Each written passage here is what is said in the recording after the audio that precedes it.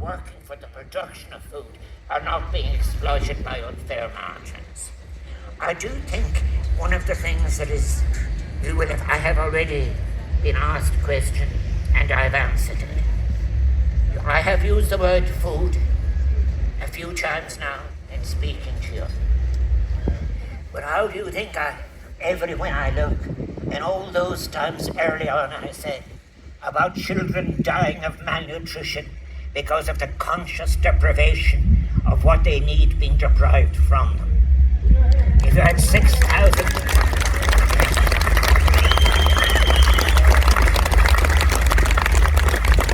My predecessor, Mary Robinson, stood at the crossing in Rafa and she spoke to the lorry owners.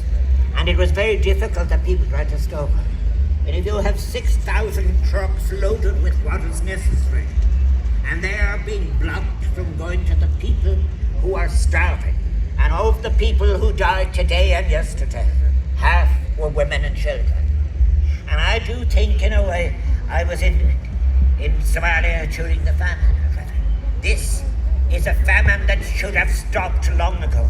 But also, as well as that, we cannot hesitate even a day waiting for the United Nations now in late September. When I say,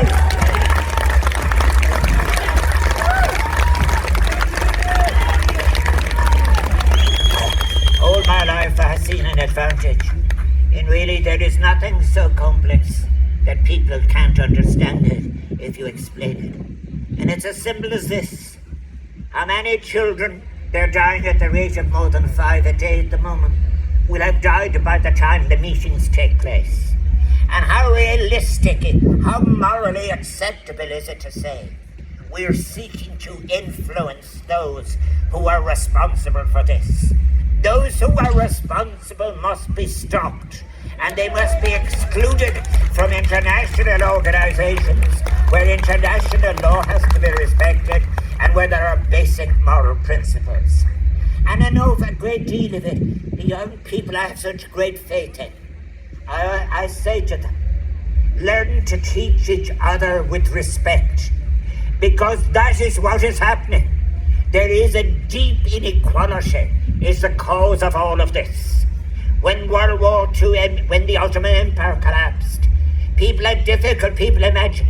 I keep saying, Palestine was not an empty space.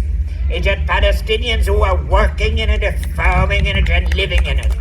But people, and during the time of the British Mandate, they wouldn't say the word Palestinians. They said 8 million of people are of Jewish faith, and the rest are non-Jewish. There is a Palestine, there was a Palestine, and there will be a Palestine again in the future. I do think when we put our energies into other things, the way really, and this I want to finish on by saying, Sabine and I, what I have over the last 14 years, but really over the half century of our life in the public world, I say to people often, there is no alternative that can't be understood if it is properly explained.